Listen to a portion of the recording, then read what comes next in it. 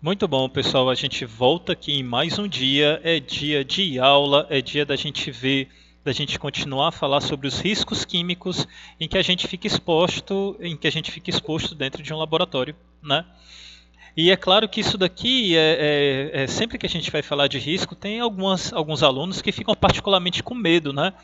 Mas é como eu falei, a gente não precisa ter medo, a gente tem que ter respeito com aquilo que a gente vai trabalhar. É, então, para aqueles que ficam mais receosos e tal, nossa, eu vou estar exposto a todo esse nível de risco e tal, sim, você vai estar exposto a esse nível de risco. Mas o que eu quero dizer para vocês é que não é uma guerra, entendeu? Onde simplesmente as coisas explodem, as coisas saem do controle e tal. Não. Isso daqui é um ferramental de conteúdo que vocês vão ter acesso para que coisas extremas não aconteçam em laboratório. A existência dentro de um laboratório costuma ser calma, costuma ser tranquila, costuma ser, bem dizer, bem harmoniosa, entende? Agora, em alguma situação de perigo ou em alguma situação que você vai ter que enfrentar ali uma reação um pouco mais complicada e tal, que você tenha acesso a esse conhecimento para que você encare o desafio da maneira mais lúcida e da maneira mais capaz que você possa atuar, né? A ideia é essa e vamos para frente, vamos que vamos. E lembrando que qualquer dúvida vocês devem comentar no vídeo para que eu vá e responda, né? Eu acho que esse caminho é um caminho interessante. Eu todo santo dia dou uma olhada nos comentários para ver se alguém tem alguma dúvida cruel e tal.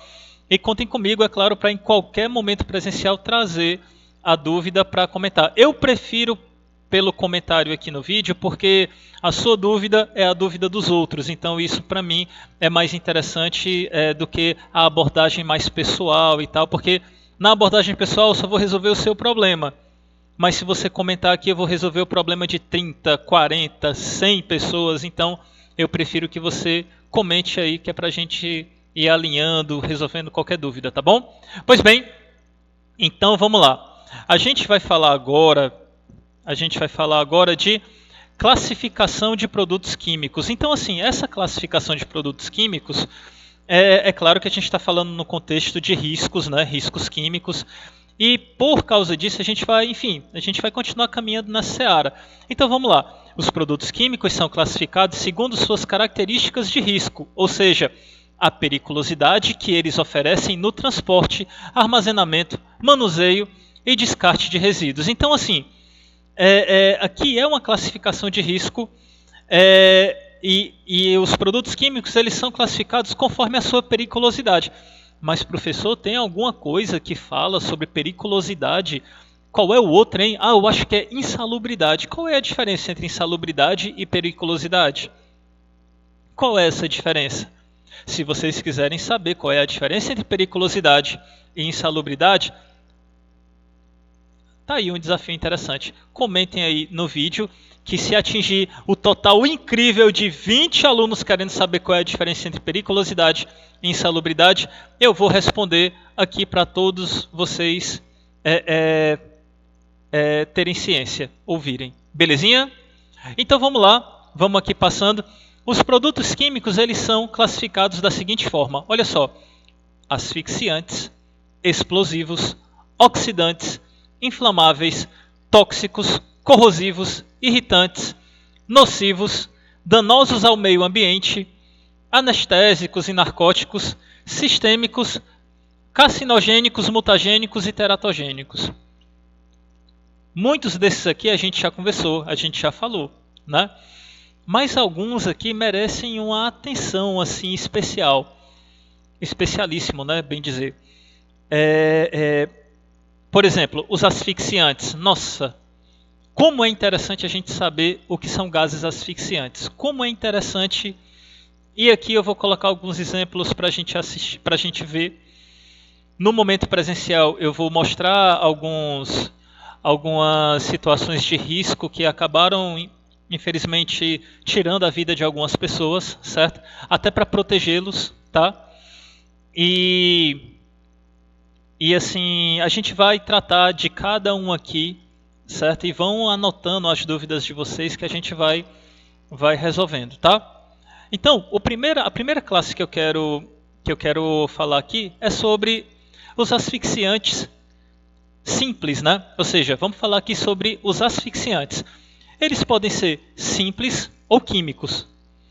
Asfixia, vocês já sabem o que é, né? Aquela coisa de eu tentar respirar e simplesmente eu não consigo. Eu até posso fazer a respiração, mas é como se essa respiração não seja o suficiente para me saciar quanto ao oxigênio que eu preciso. Porque, vamos lá, o movimento da respiração é aquela coisa dos pulmões abrirem, inflarem, e é claro, isso acaba aspirando o ar para o interior dos nossos pulmões, né? E essa maneira tem o objetivo de trazer o oxigênio, que é aquilo que a gente precisa para as nossas vias aéreas. Mas o que é que acontece se você inflar o seu pulmão, entrar o ar e esse ar não ter oxigênio? Como é que fica a situação? Você entende o problema que isso pode acontecer? O problema que isso pode causar?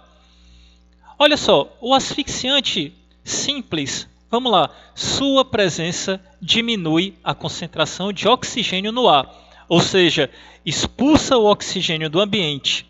São perigosos em concentração muito altas. Exemplo, nitrogênio, hélio, gás carbônico e outros.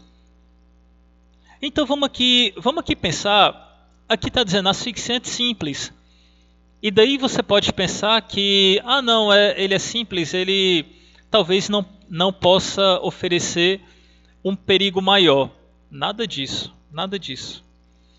É um perigo assim, é um perigo que talvez a gente não dá a dimensão correta para o que, assim, como é que eu posso dizer? A gente não dá uma importância, uma dimensão correta ao perigo que são esses asfixiantes simples. Vamos pegar aqui um exemplo, certo? Vamos pegar aqui um exemplo.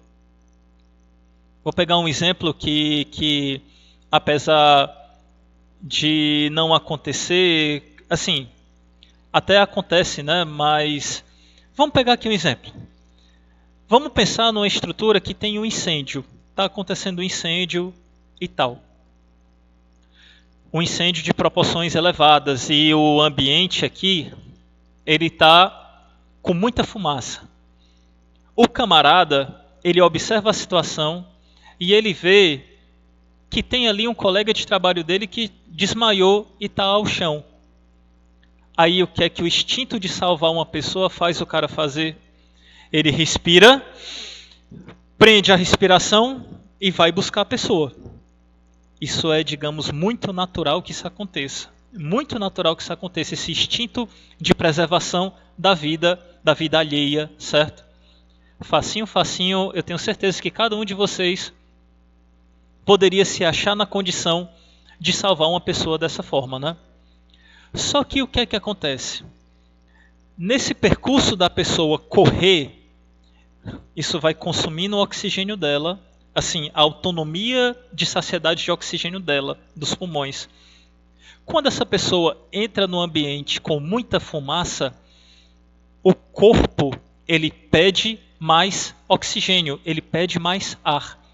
Então ele te obriga a soltar o gás, o ar que já está nos seus pulmões, que já está saturado de CO2, ele lhe obriga a você colocar esse ar para fora e para você tomar um novo fôlego.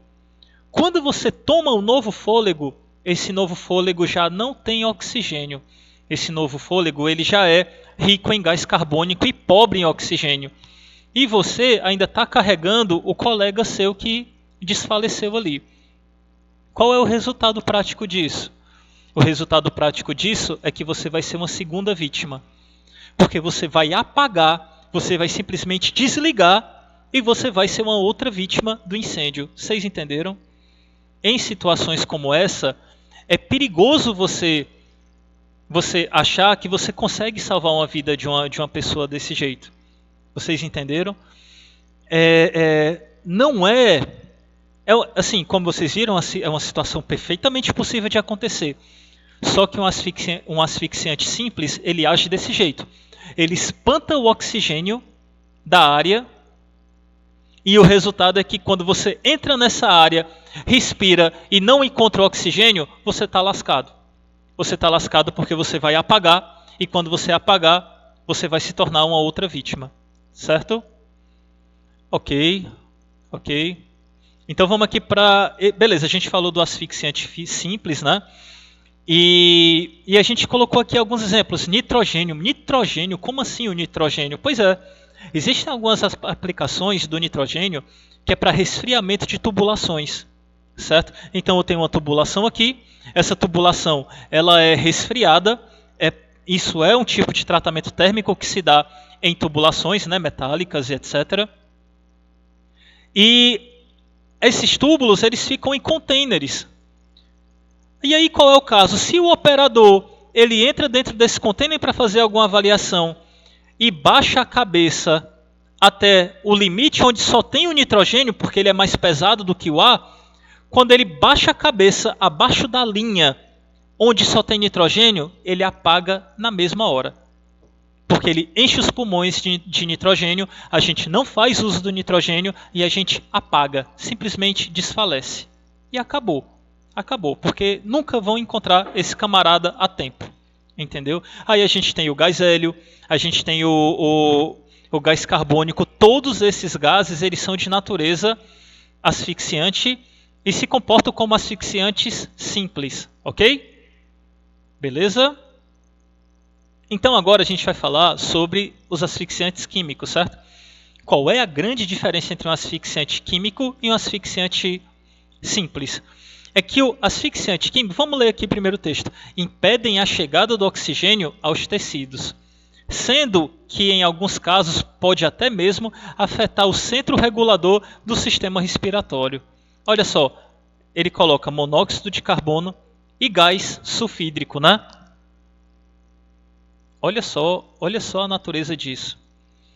Significa que ele interage quimicamente com os nossos pulmões, com o nosso trato respiratório e acaba inibindo o processo de respiração de maneira química. Ou seja, não é que ele só espanta o oxigênio, não. Além de espantar o oxigênio, ele também se liga, interage quimicamente com o seu pulmão a ponto de não deixar você respirar.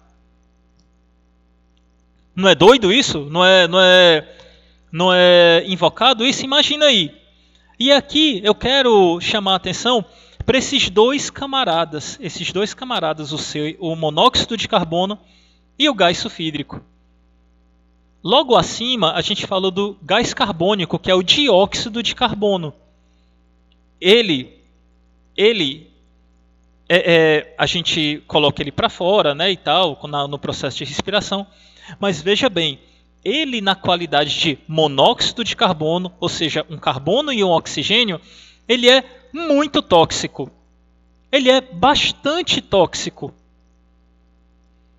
Então, no normal, ele ocorre também na presença de incêndios. Então, quando você tem a queima completa da matéria orgânica, eu produzo o CO2. Quando eu tenho a queima incompleta da matéria orgânica, eu produzo o monóxido de carbono, que é um gás muito mais tóxico do que o dióxido de carbono, tá bom? Só que, beleza, né? Show de bola. Tá dito. Agora vamos falar desse segundo aí, ó, o gás sulfídrico. Esse gás sulfídrico aí, ele é produzido por algumas colônias de bactérias. Colônias de bactérias que muitas vezes são presentes em poços, em cacimbas, em caixas d'água, ou então em ambientes confinados. Olha só que doido. E eu vou dizer uma coisa para vocês. Esse tipo de asfixia hoje é o que mais mata.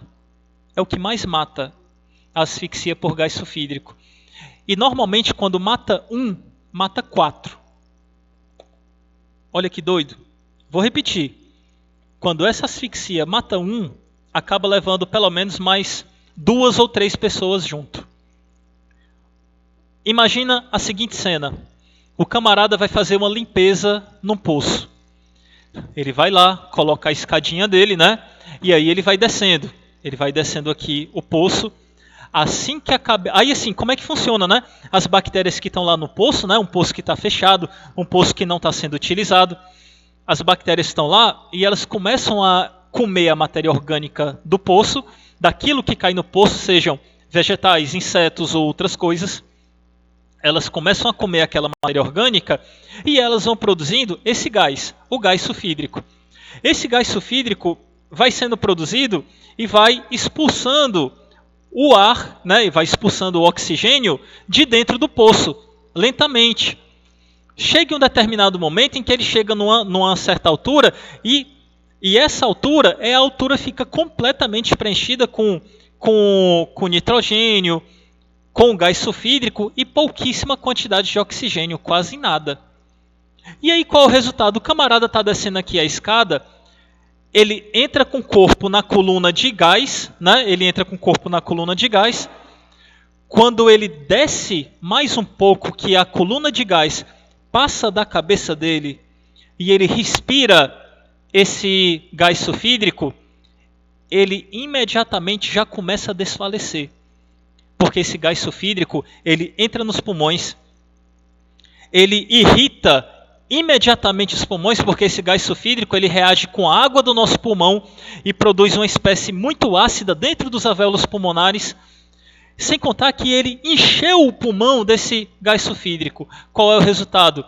Ele não consegue ter tempo de subir, ele não consegue mais ter tempo para nada, ele simplesmente apaga. E quando ele apaga na escada, ele cai. Ele cai. Aí o que é que acontece? As pessoas de perto, um irmão, um pai ou um amigo, nota que o camarada está demorando e vai lá ver. Quando ele chega lá que olha, ele vê que o camarada passou mal e caiu lá debaixo do poço. Aí o que é que ele vai fazer? Ele vai descer a escada para pegar o camarada que está lá embaixo. E aí quando ele está descendo a escada, acontece a mesma coisa com ele. Ele vai, passa mal e morre também. Aí vem o terceiro, que é um irmão, um amigo. Vala-me Deus do céu. O cara passou mal, o outro foi lá ajudar ele, caiu. Eu vou salvar os dois. Aí ele vai lá e morre também. Sempre que acontece um problema desse, pode pesquisar na internet. Não morre só um. Morre pelo menos 3 a 4 pessoas. O asfixiante químico é perigoso e costuma ter uma grande eficiência em matar pessoas. Tá certo? Tudo bem? Então, assim, eu falei das condições em que atua um asfixiante simples, falei das condições em que atua um asfixiante químico, certo? E depois a gente ainda deve falar de respiradores, se o tempo da disciplina assim permitir, tá bom? Eu vou finalizar esse vídeo por agora e a gente volta depois para falar de explosivos. Eu acho que eu já pego um gancho aqui para falar de como é o nome? De produtos inflamáveis, certo? Pois é isso aí, pessoal. Abraço e até o próximo vídeo.